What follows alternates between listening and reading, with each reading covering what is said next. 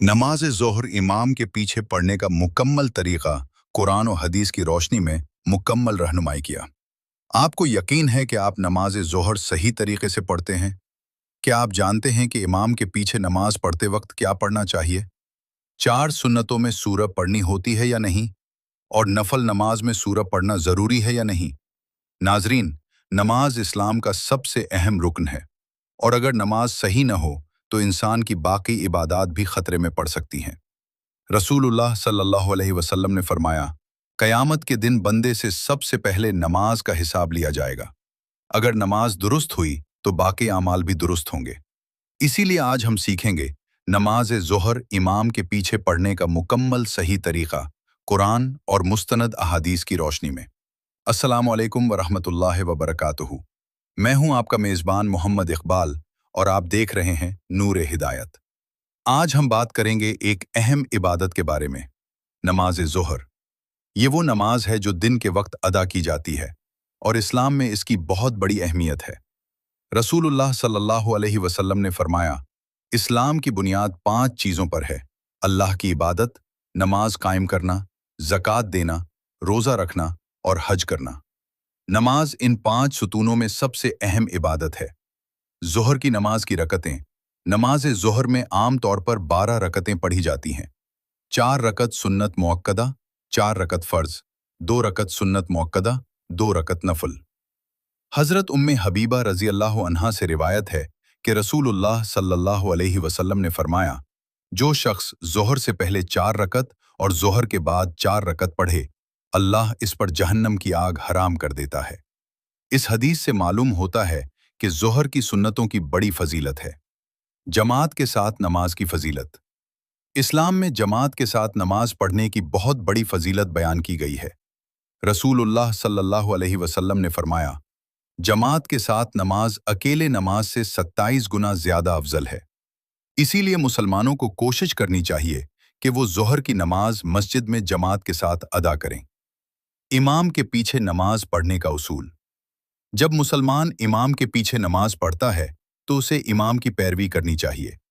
रसूलुल्लाह सल्लल्लाहु अलैहि वसल्लम ने फरमाया, इमाम इसलिए बनाया जाता है कि उसकी पैरवी की जाए। इस हदीस का मतलब ये है कि मुक्तदी को इमाम से पहले रुकू नहीं करना चाहिए, इमाम से पहले सजदा नहीं करना चाहिए, इमाम से पहले सलाम नहीं फेरना चाहिए, बल्कि हर अमल इमाम के साथ करना चाहिए। 4 रकत सुन्नत फ़र्ज से पहले। नमाज ज़ोहर से पहले 4 रकत सुन्नत मुअक्कदा पढ़ी जाती हैं। हज़रत आयशा रज़ी अल्लाह अन्हा फरमाती हैं, रसूलुल्लाह सल्लल्लाहु अलैहि वसल्लम ज़ोहर से पहले 4 रकत सुन्नत पढ़ते थे। सुन्नत नमाज पढ़ने का तरीक़ा।